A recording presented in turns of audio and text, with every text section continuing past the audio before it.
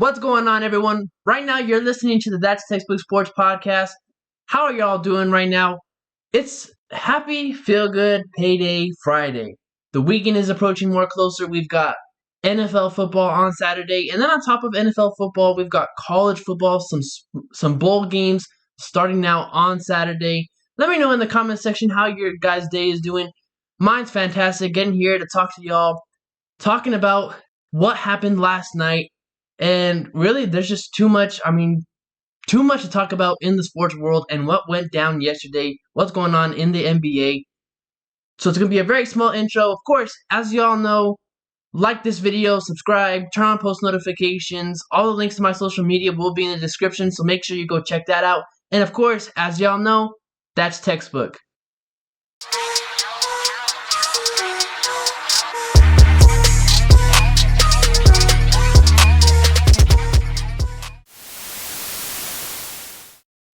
Pathetic, lack of effort, and uninspiring is what I would characterize last night's game for the Los Angeles Chargers. Now, on the other hand, for the Las Vegas Raiders, it was the perfect get right game. The game before against the Minnesota Vikings, in their same building, they didn't even score a single point. Now, you could give congratulations to their defense. The defense only allowed 3 points, but then the offense didn't have any points. That was a pathetic game, a pathetic effort, one of the worst games I'd ever watched. But then we watched, and it's been trumped when we watched Thursday night's football with the Los Angeles Chargers. The team had no effort, and it was really uninspiring. What you all saw right there is the epitome and a clear definition of a team that just gave up. A team that didn't matter what the coach said. His message was just a moot point. No one was listening to it. No one was inspired. This thing just ran its course. Now, every NFL media member, everyone in the media that talks about football has been calling for Brandon Staley's job for quite some time now. And it's a collection of things. They have a 27-0 lead in the playoffs against the Jaguars. You somehow, some way blow that. End up losing that game. He's 24-24 as a head coach. And then his late game decisions, and I look back towards that game. I think it was in the 2021 season. It's Justin Herbert, and they're playing the Raiders. Very similar to Thursday night. Well, they're playing the Raiders, and with a tie, both teams get into the playoffs. But if you remember specifically in that game, the Raiders had the ball, and it's looking like, okay, they were willing to let this game go into a tie. Both teams would get into the playoffs. But then Brandon Staley calls a timeout. And a lot of people on that Raiders sideline, they were saying, hey, they called a timeout, so we ended up kicking the game-winning field goal. Had they not called that timeout, we would have let the game go into a tie, and both of us would have been into the playoffs. But Staley calls that timeout, and it's just the collection of everything.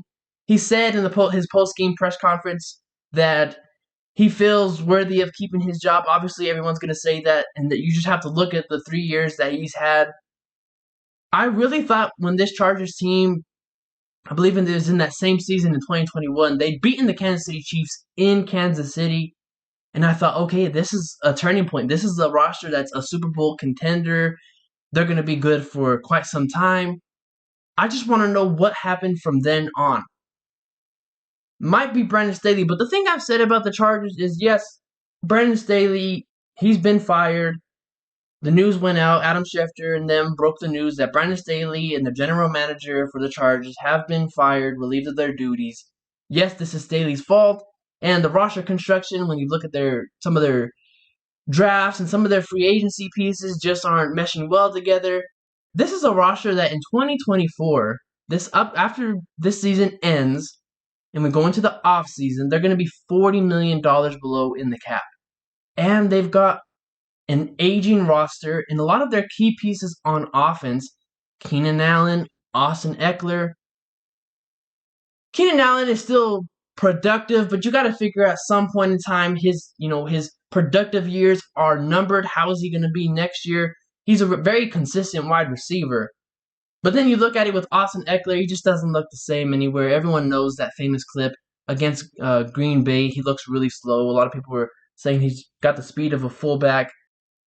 So this is a roster, and then you factor in that Bosa gets hurt often. That's unfortunate. And then Mike Williams always at some point in time is dealing with injuries. And I look at that offensive line, and it's just atrocious. I mean, the run game can't get anything going. They can't protect Herbert and keep him upright in the pocket. Like I said, and what I've said before with the Chargers, yes, it's Staley, but you have to look at this overall roster. I don't know if in a couple years or in the near future that this is going to be a team that's contending for a Super Bowl or a championship, what we thought during that moment when they beat Kansas City in KC.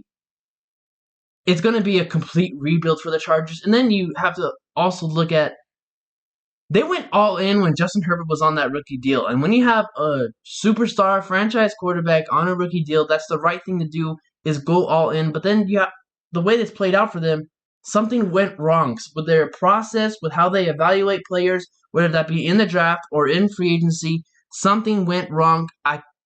Congratulations for going all in, but then you also messed it up and you didn't get it right. So Herbert, they paid him, or actually extended him. He's on that expensive deal. How are you going to build a contending team when you have holes on the offensive line, the defensive line? You have some pieces, like Derwin James is a nice piece. Obviously, you still have Bosa. You don't know yet with Khalil Mack. You have a lot of, like I said, aging pieces on that roster. You need to build the offensive line. Gonna have to get yourself a defensive tackle. Need help in the secondary, linebacker. All of these facets of the game you need help at.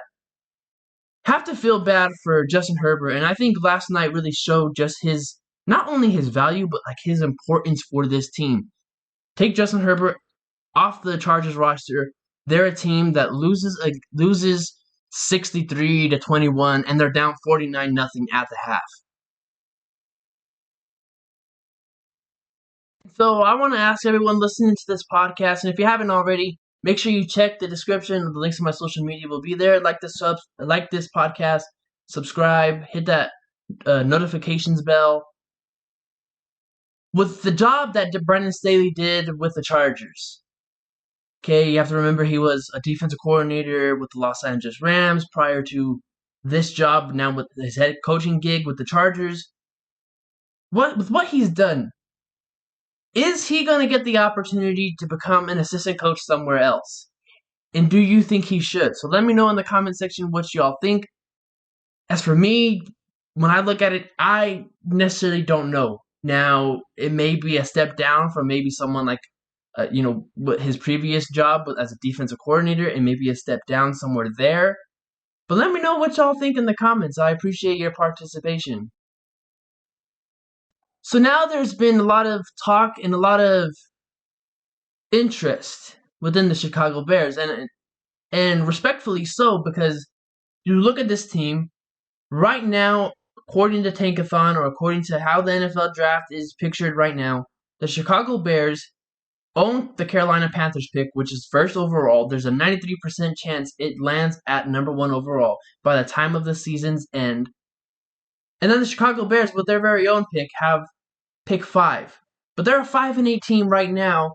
And looking at the NFC playoff picture, they're in the hunt, and they're a game away from the wild card spot. You have a whole collection of teams at 6-7 in the NFC.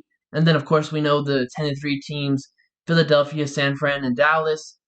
But with the Chicago Bears, it's an interesting spot, and here's why. You have the number 1 overall pick.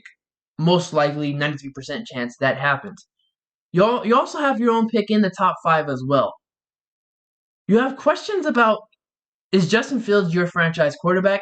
We also know in the draft that there's 2 very capable and highly touted franchise quarterbacks in Caleb Williams and Drake May. So if you're Ryan Poles, what do you do, and what are your next steps? Because here's the way I look at it. Caleb Williams, phenomenal prospect, really talented. A lot of people comparing him to Patrick Mahomes just because the things he does outside the pocket and some of the arm angles that he has to make these throws, his deep ball accuracy, his accuracy in general, his arm strength are just phenomenal, off the charts. A lot of people give him, or a lot of the cons for him and downsides is, what does he do in structure, like going through reads? Because a lot of it just feels like it's ad-lib. Now that may be, and I'm saying because this year at USC, he really didn't have a whole lot of offensive help for him. You know, his best wide receiver is Brendan Rice, and listen, Brendan Rice is a very good wide receiver, but then that's really all he had. Now the freshman Zachariah Branch, he had some nice contributions. So point of the story is Caleb Williams didn't have as much help as some of these other guys do in college. And with Justin Fields, the thing is the Chicago Bears have won 2 divisional games, and they've looked pretty good. I mean, the defense, since that Montez Sweat trade, seems to have turned the corner. Eberflus is coaching them up really well. He's doing a pretty good job considering months ago and earlier this season, people were calling for his job, saying he should be fired. Well, the defense is making a turnaround. The offensive line has its ups and downs. There's going to be some pieces and investment allocated within there. And then you look at Justin Fields. He's playing really well, and he's keeping the team in the game. He's not being the reason why the team loses. Does he have his up and down moments? And is it something you want to see from a guy you say is going to be a franchise quarterback, especially in year 3? No, it's not, but you see flashes. But then again, flashes only get you so far. So what do you do if you're Ryan Poles? Do you take one of the quarterbacks, most likely Caleb, that's who everyone's projecting to be the number 1 overall pick, or do you take Justin Fields and 3 firsts? Because that's where it gets really interesting. Is if you're able to trade down, and you can get someone that helps you on the offensive line at the tackle spot, or you can get a defensive lineman opposite of Montez Sweat or another cornerback. Then you have free agency. Chicago's obviously going to have some good funds to invest in for some pieces. And then you add 3 firsts. Maybe you get Marvin Harrison Jr., or you add one of the top wide receivers. It's a very loaded receiver class with Malik Neighbors, Keon Coleman, Rome Odunze. That sounds very more intriguing, and the possibility, if you were to keep Justin Fields, have those 3 firsts, to move up in the draft next year and get that top quarterback, I think that's a little bit too good to pass up. Because has Justin Fields have some moments of good and bad? Yes. Now what does the picture look like if you add a top-notch wide receiver opposite of DJ Moore, and you get yourself some help on the offensive line? And the position it puts you in for success from there on out looks a lot better and much more prettier than taking Caleb Williams and then trading maybe your own pick, or getting a 2nd or a 3rd round pick, a day 2 pick from Justin Fields if you were to trade him. Because let's consider this too. If you were to trade Justin Fields to somewhere like Atlanta, and he balls out over there, then you have Caleb Williams. Let's just say he's a rookie quarterback. Some rookie quarterbacks, depending on the quarterback, they tend to struggle. A lot of people there's going to be a lot of talk, and interesting talk there. But then, of course, yes, if Caleb Williams pans out, then you really don't have very much to talk about. And I think this is such an interesting conversation because it is this concept of how you build a team. If you build a team starting first with your quarterback, recently you see the recent trends and teams that have done it that way, it usually just doesn't work out that well. Like, listen, Andrew Luck, generational prospect. As a rookie, he leads his team into the playoffs, and he's putting up numbers. He's already top 10 quarterback in the league. But then we also know what happened in the end with Andrew Luck. How many times he got beaten up. How that offensive line failed him. Now let's look at with Bryce Young. They pick him 1st overall. How good is it working right now for Bryce Young, and how pretty does the picture look for that Carolina Panthers team moving forward. Now let's consider a team like the Chargers. You pick Justin Herbert. High pick. Now look at where the Chargers are now in the state of them. Now let's look at a team like the Kansas City Chiefs who traded up and went to go get that quarterback with the roster already in place. We know how the Kansas City Chiefs have done. Just my thoughts, my 2 cents on what the Chicago Bears should do and the pluses and minuses of this decision. Meanwhile, talking about overall roster construction and how the team is supposed to be built. So Cam Newton, he takes a snippet of his podcast and posted on Twitter earlier this morning. And I advise you to go listen to it. Whether you think Cam Newton's opinion is absolutely bizarre or ridiculous, go in there, listen to it with an open mind. You can't go wrong looking at something whether you're judging whether you're scouting a prospect, a player, any sort of thing like that to help you with your knowledge. You can't look at it biasly. You have to look at it completely unbiased. So I advise you to go ahead and listen to it, watch it on Twitter or find it somewhere on YouTube, because he makes some very good points about game manager. Now, when you call a quarterback a game manager, it has negative connotations to it, and it feels like a disrespect and a slight to the player.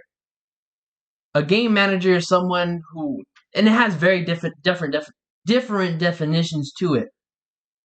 But in its simplicity, a game manager is a quarterback who just gets it out to the playmakers, doesn't put the ball in, doesn't put the ball in harm's way, protects the football, does just what they need to, has sustained drives and that end up in field goals, doesn't have to be the reason why a team wins the game, and they shouldn't be the reason why the team loses the game. That's, in its simplicity, the definition of a game manager.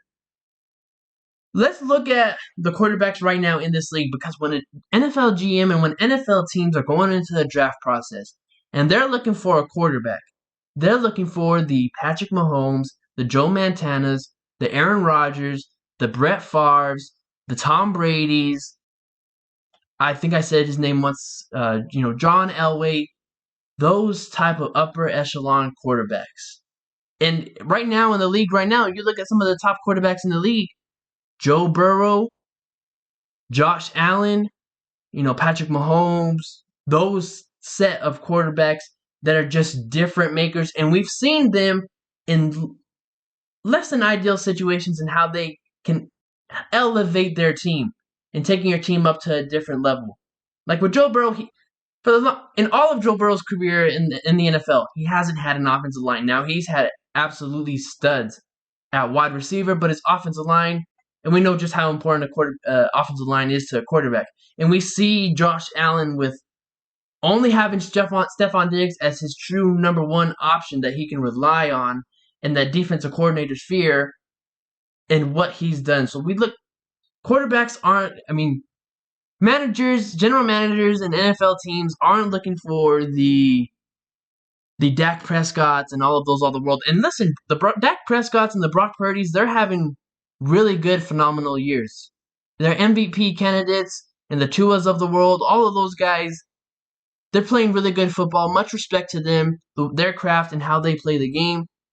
But we all know that there's levels to this. Like, there is an absolute clear level between the elite quarterbacks in the NFL. And yeah, I'm probably forgetting names about the elite quarterbacks, but there's Justin Herbert and all of those guys that we consider in that tier.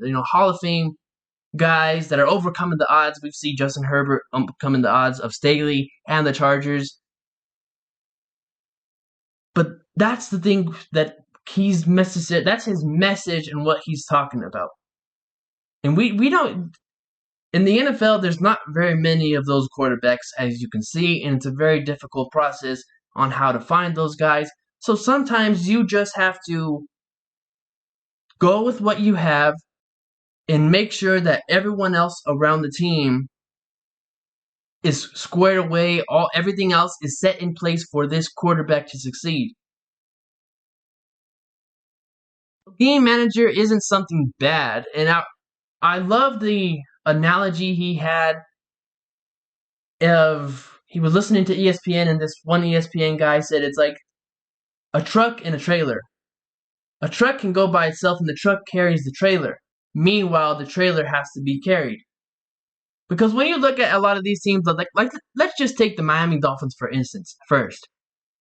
It's not all because of Tua. It's because of Tyreek, Jalen, giving some credit to McDaniel there for the way he uses these guys. And then you look at it's kind of very similar with Brock Purdy too. It's the defense, their defensive line. And then you have all of these assertion of playmakers that they have. Is their offensive line one of the best in the league? Absolutely not. But that's the identity of that team. And then you look with the Dallas Cowboys, it's defense, and then they have stud playmakers. Ferguson is becoming a stud. We all know CeeDee Lamb, he's a number one wide receiver for a football team, and we know the type of career year he is having. Brandon Cooks, a very good and a solid number two option. Dallas has one of the best offensive lines in the NFL. Tony Pollard, he's a very good running back. So there's all those pieces.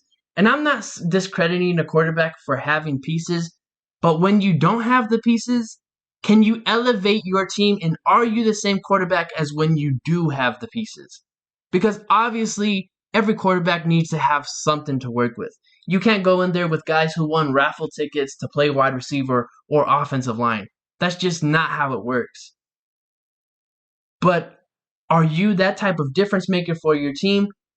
And I'll have to say, like I said, the difference makers are a tough elite of the elite.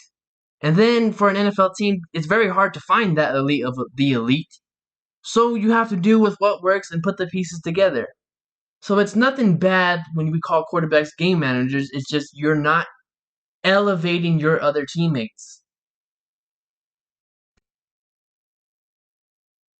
Now, talking a little basketball, like I say, every time this time of year, even though we're getting a little deep into the NBA season, I really don't like to do a lot of takes right now, but just because some teams, they're kind of filling it out. They're understanding what they do bad and what their weaknesses are, and the coaches, coaching staff, players all have to get together, figure out how can we cover and smear those weaknesses and that sort of deal. But there's this team I like out west, and I like them enough to where I would put them in and be very confident in them making it to the Western Conference Finals, and that is the Minnesota Timberwolves. You look at this roster construction that they have.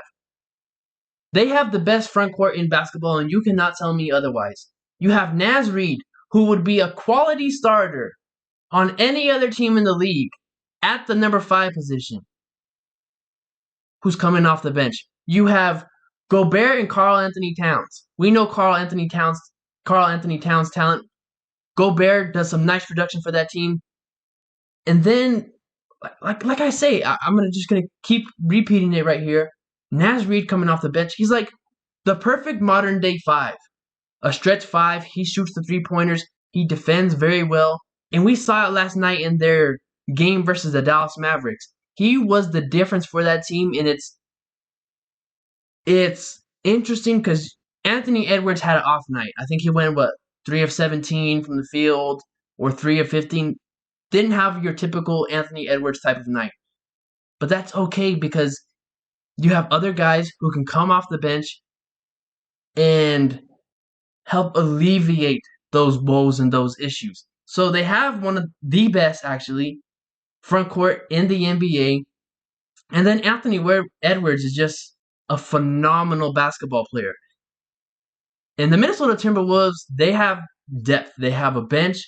Then you have Anthony Edwards, who's your superstar. Karl-Anthony Towns, who's your number 2 right now. And I like Jaden McDaniels. His defense, absolutely phenomenal. And on a different level, his defense. What he can provide for the Minnesota Timberwolves as well. and they're playing really good basketball right now. They're the number one seed. I don't know their records right now, but they are a very good team. You're gonna have to keep an eye out on them to make it in the Western Conference Final. And then now there's another team I like in the West too. I would not be shocked or surprised if these two teams are in the Western Conference Final. I earlier in the year before this season started, I liked the Lakers to make it out the West, but I'm gonna also have to add the Sacramento Kings because the Sacramento Kings with De'Aaron Fox, he's a superstar. Malik Monk, he gives them nice production. Sabonis in there too, and just they can score and score and score, and they can shoot the lights out of the building. They in their playoff game last year against Golden State, they kind of reminded me of like a young Golden State team, and you can see the similarities and be like, oh, okay, it's kind of obvious because you have Mike Brown over there as their head coach for the Kings. He used to coach for the Golden State Warriors, so he's bringing that type of similar DNA and identity for the team. Those two teams, the Timberwolves and the Kings, place bets on them making it to the Western Conference Final and that being the matchup. And listen, the West is going to be a bloodbath and it's going to be a gauntlet because now you have the LA Clippers. They're finally getting the things going. They've won 5 straight. James Harden has taken over that role, he says, and a lot of people give him, including myself, some, I guess, flack or kind of denied it when he said, I'm not a system, I'm the system. He's taken over that role, and they're looking very scary. And with the goal to talk about the Golden State Warriors, Golden State Warriors have gone. I believe they've only won 4 games, or some 4 or 5 games in their past.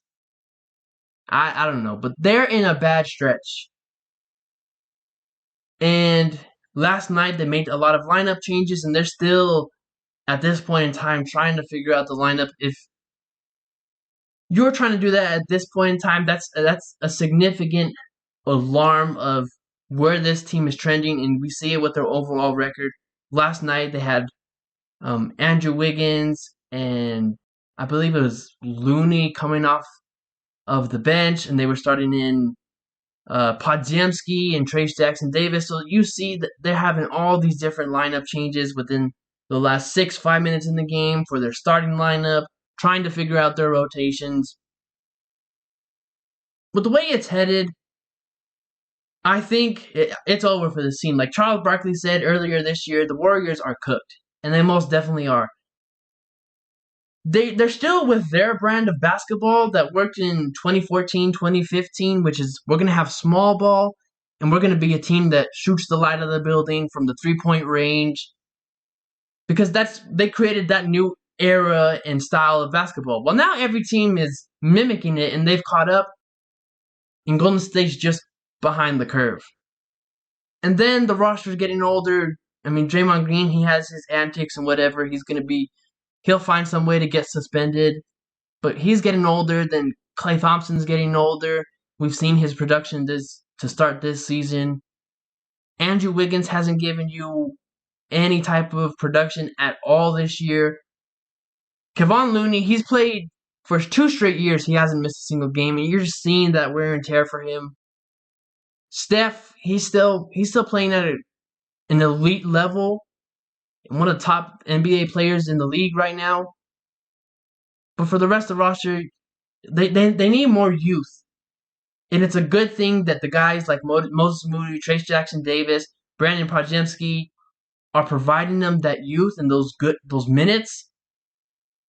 But I think it's time for this team to just start for a real rebuild. If there's any type of way that this team can salvage the season, it's going to have to be a trade like with what happened with the Lakers last year. They're going to have to get or find out some way to make some kind of out-of-this-world phenomenal trade that just puts them on a different path. But other than that, I think the dynasty is coming to an end if it hasn't already ended. And so, for the last topic of this podcast, let's discuss who should be the next head coach for the Los Angeles Chargers. Because now that Brandon Staley's gone and the GM is fired too, who should be the next head coach for the Chargers? And when we talk about this sort of type of position, I think we always have to pay attention to who the owner is in a lot of instances, because there's some owners out there that they want all the credit and they want all the full control because they think that and they have the responsibility to do it too because they're the owner, but they believe they have the football credibility that they want to make the decisions. They want to be the one that tells everyone else that they were right and that others were wrong. And so they have their own ego, and it happens a lot of times. We've heard, we've seen, we've read the reports about the Carolina Panthers and their owner.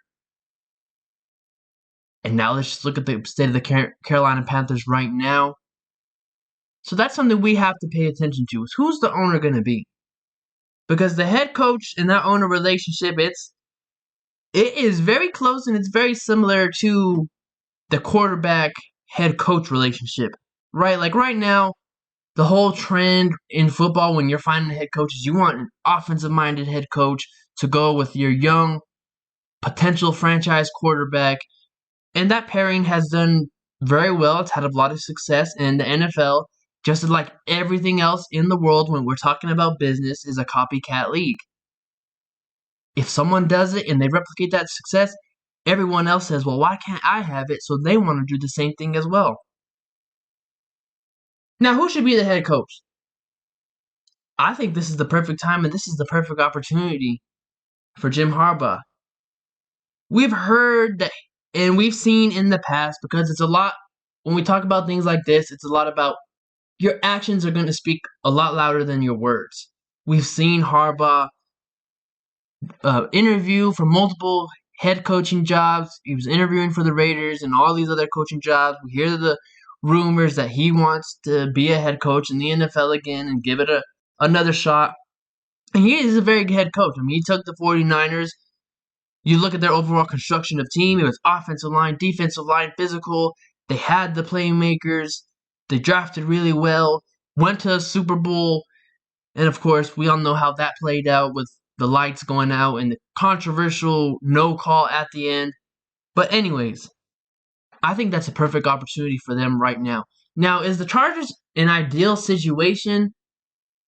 Here's the pros. You have Justin Herbert, franchise quarterback. You have Derwin James.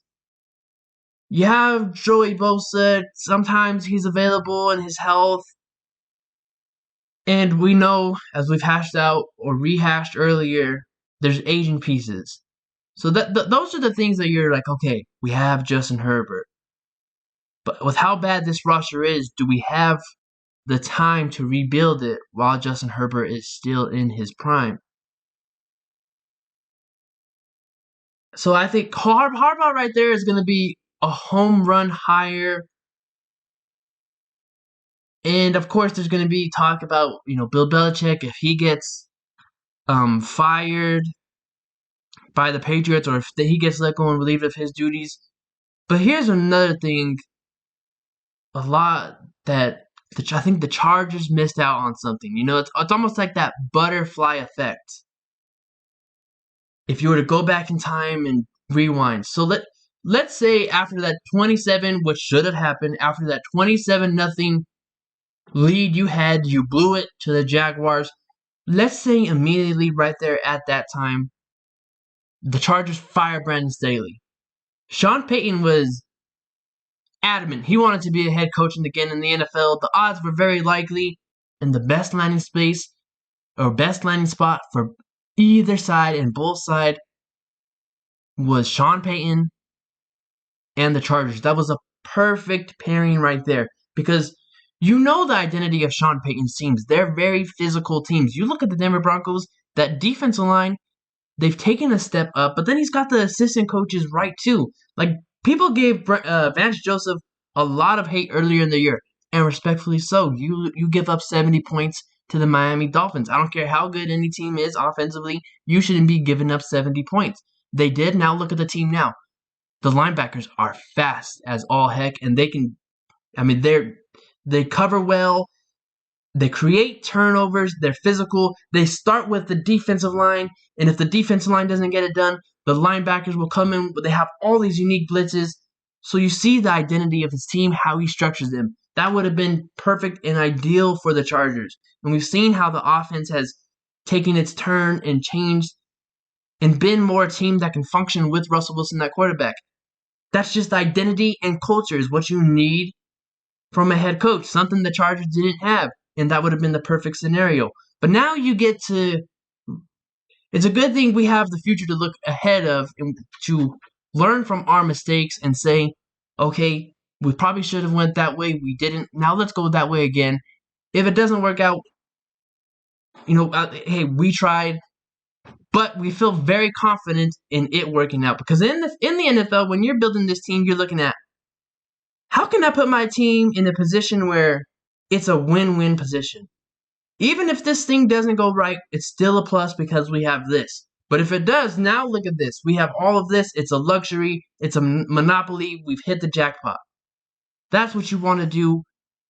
And if I'm the Chargers, obviously you have to look at that owner-head coach relationship because the owner, Sean Payton talked about it, but I think it was Parcells that said, hey, I don't know, give me the money to go get the groceries and to prepare the meal, something along those lines. I probably butchered it. My apologies, but it was something along those lines. So you have to look at the head coach owner relationship, just as important as the head coach quarterback relationship, and then go out there, get Harbaugh, someone who sets tone and culture for that locker room because they obviously didn't have it. And so that concludes this podcast. I appreciate all y'all listening to it, who subscribe, who like my videos. It means the absolute world to me. Thank you, thank you, thank you from the bottom of my heart. God bless y'all. I hope y'all are having a fantastic day. Make sure you check the links in the description of this podcast and all the other ones as well. They're in there for my social medias. Give me a follow, like this video, subscribe, hit the bell, turn on post notifications. You're not going to want to miss any of the stuff I have coming up when it talks about, let's look at the process of how we build a team. Let's look at the process of how we evaluate these players because sometimes the NFL gets it wrong and then they kind of repeat their steps. Talking about all of that, looking at it, I appreciate all of y'all once again from the bottom of my heart. Y'all mean the world to me. God bless y'all. Have a fantastic day. Happy holidays. And until next time,